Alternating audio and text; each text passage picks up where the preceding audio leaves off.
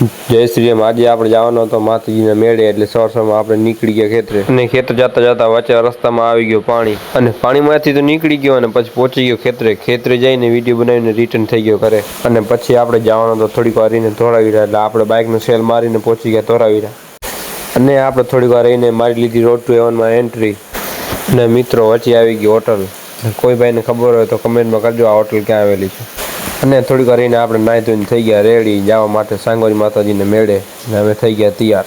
અને થોડીક વાર રહીને હું ને મારો મિત્ર બે પહોંચી ગયા માતાજીના મેળે, અને તમે જોઈ શકો આ ભીડ, અને માતાજીના દર્શન કરીને માંડ નીકળ્યા આપણે બહાર ભીડમાંથી, અને ઉપરથી તમે જોઈ શકો છો મેળાનો નજારો। અને રસ્તામાં વચ્ચે આપણે મળી ગયા આપણા બિગ ફેન, એટલે આપણે કરી લીધા રામ રામ, અને આપણે થોડીક વાર રહીને પહોંચી ગયા દાંડિયા રાસ।